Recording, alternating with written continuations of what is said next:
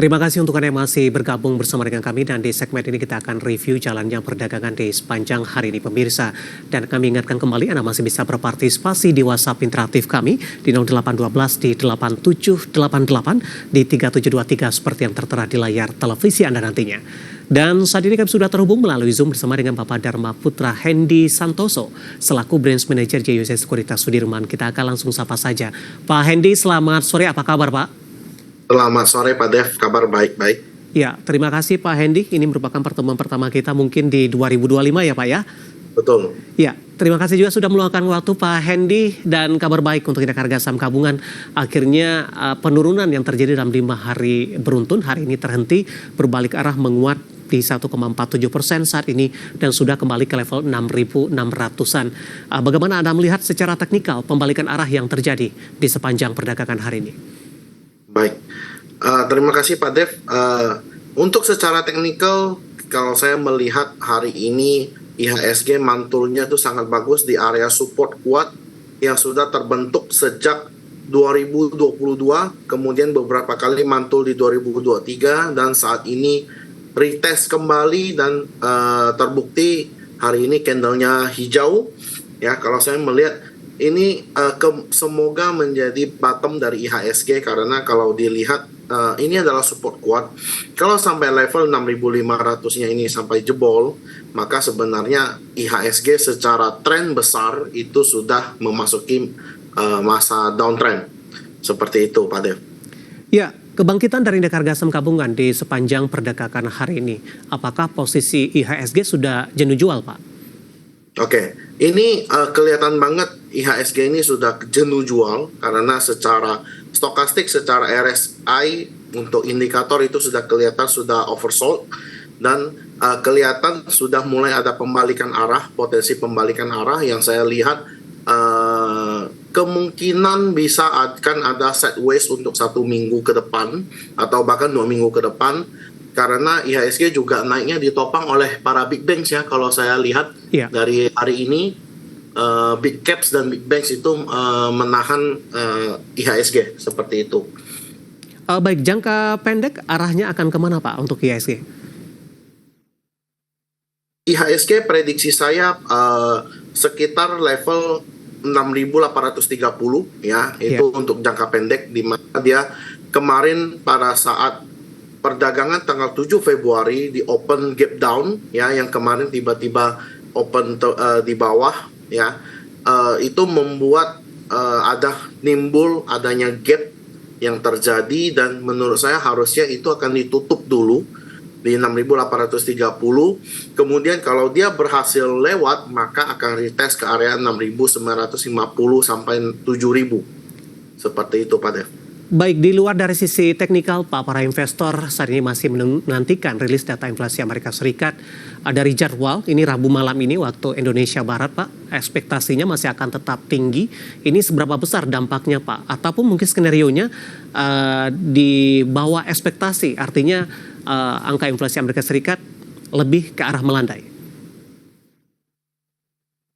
Ya, kalau untuk secara CPI, kalau saya melihat kemungkinan besar sih bisa meningkat ya secara core CPI karena kalau saya melihat di data-data yang sudah rilis seperti jobless claim dan sebagainya, saya melihat jobless claim yang terjadi di bulan Januari itu mengalami penurunan di mana banyak orang yang sudah mendapatkan pekerjaan. Nah, kalau misalnya sampai orang mendapatkan pekerjaan sebenarnya itu sentimen yang oke. Ya secara ekonomi, berarti ekonominya bisa berputar. Tapi ada satu kondisi di mana itu menjadi pedang bermata dua karena menurut saya kalau sampai memang jobless claim-nya itu menurun berarti ada perputaran uang yang akan terjadi dan makin besar. Otomatis bisa membuat peningkatan inflasi itu bisa terjadi. Seperti itu. Kalau misalnya ternyata dia itu di bawah dari ekspektasi, berarti itu tidak bagus ya untuk US dollar. Tapi kalau ternyata dia di atas ekspektasi, maka itu akan berimpact high untuk US dollar seperti itu. Sehingga kalau US dollarnya naik berarti rupiah kita bisa melemah, otomatis bisa terjadi koreksi lagi untuk IHSG kita. Baik, Pak Hendy, di luar dari sisi fundamental, Pak, sebelum kita lihat dari sisi sahamnya, sektor infrastruktur hari ini tampaknya paling kuat penguatannya dan juga membalikan arah posisi dari pelemahan terdalam di perdagangan hari sebelumnya. Dan ini juga diikuti oleh pergerakan beberapa sahamnya. Tadi Anda katakan tampaknya orang-orang sudah mulai kembali masuk, terutama kepada saham-saham yang mengalami koreksi yang sudah cukup dalam. Kita ke Telkom terlebih dahulu, Pak. Hari ini juga menjadi penopang penguatan indeks harga saham gabungan. Dari sisi indeks poinnya juga paling tinggi, terutama di sesi pertama tadi. Sebelumnya Telkom sudah mengalami koreksi yang cukup dalam, belum rilis kinerja 2024. Halo Baik. Pak Hendy. Sinyal saya agak kurang bagus. Ini Telkom. Ya, silakan Pak. Baik. Oke, untuk Telkom secara teknikal ini memang sudah oversold karena kemarin secara teknikal ini memang keluar dari downtrend channelnya ya, tapi saat ini ditarik masuk dengan volume yang lumayan besar.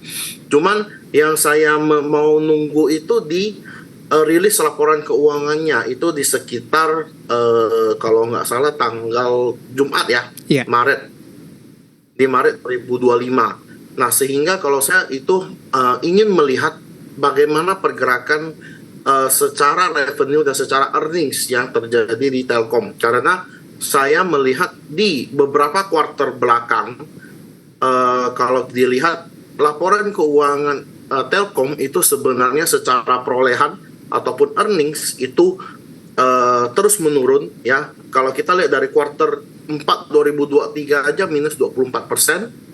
Kuartal 1 minus 7%, kuartal 2 2024 11%, dan kuartal 3 minus 8%. Nah, kemudian secara pendapatan, kalau kita lihat juga revenue yang terjadi, itu rata-rata sudah dari others, ya.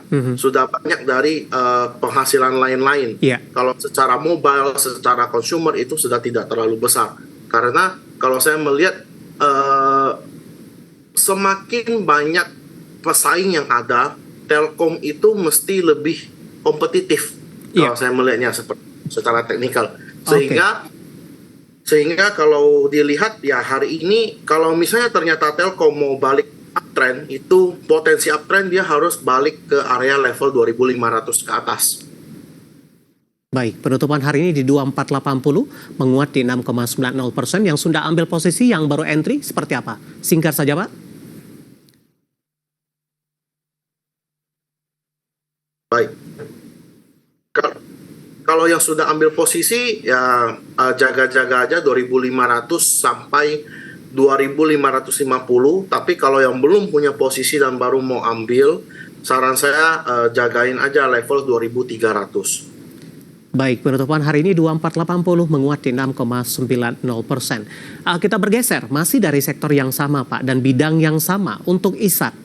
Hari ini juga berbalik arah menguat di atas 7%. ISAT dalam beberapa hari sebelumnya sudah mengalami tekanan yang cukup dalam semenjak rilis kinerja mereka di 2024. Teknikal, ISAT dengan penguatan hari ini.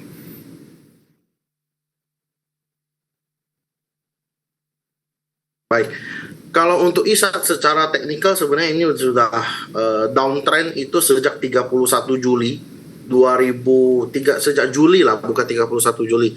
Sejak Juli 2024 di mana pertama kali dirilis laporan keuangannya minus ya, kalau dilihat secara revenue itu minus 16% dan secara earnings minus 16% dan secara revenue minus 0,11%.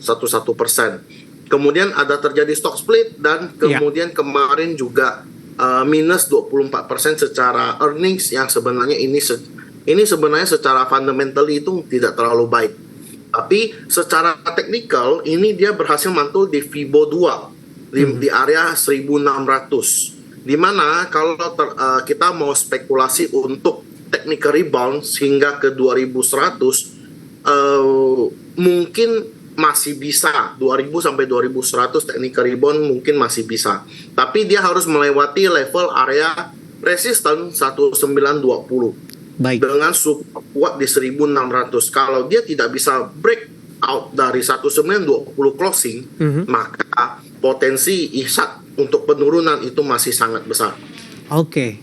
Baru yang ingin masuk buy on breakout ketika melaju di 1920? Kalau saya seperti itu, saya tunggu 1920. Oke, Tapi baik. kalau untuk teman-teman yang suka fast trading, menurut saya tunggu breakout 1800 karena 1800 ke 1920 masih oke, 120 poin. Oke, dari infrastruktur kita bergeser ke perbankan big cap, Pak. Ada BBRI, langsung saja kita ulas secara teknikal, menguat berbalik arah. Volatilitasnya hari ini cukup tinggi, sempat ke 3950 dan kebetulan hari ini juga rilis kinerja mereka, pertumbuhan laba pendapatan juga dinilai tipis oleh banyak kalangan.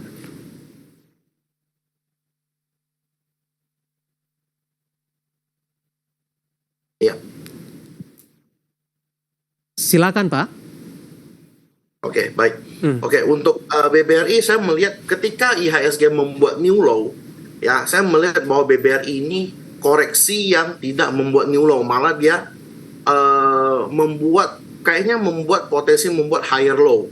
Karena saya melihat di area sekitar area 3.950 ini ada yang tertahan.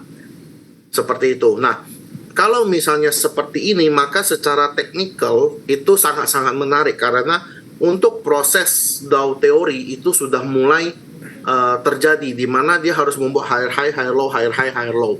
Sehingga kalau ternyata BBRI berhasil mempertahankan areanya 3950 dan tidak jebol lagi, maka menurut saya BBRI bisa kembali uptrend dengan catatan dia harus breakout dari level 4.400. Baik, masih cukup jauh ya dari level penutupan hari ini di 4030. Analisis BBRI dan tadi juga beberapa saham di infrastruktur dan lagi-lagi keputusan investasi tetap ada di tangan pemirsa Adia Channel. Pak Hendy, kita akan jeda kembali, nanti kita akan coba lihat saham-saham pilihan apa saja yang Anda rekomendasikan dan pemirsa kami akan segera kembali sesaat lagi.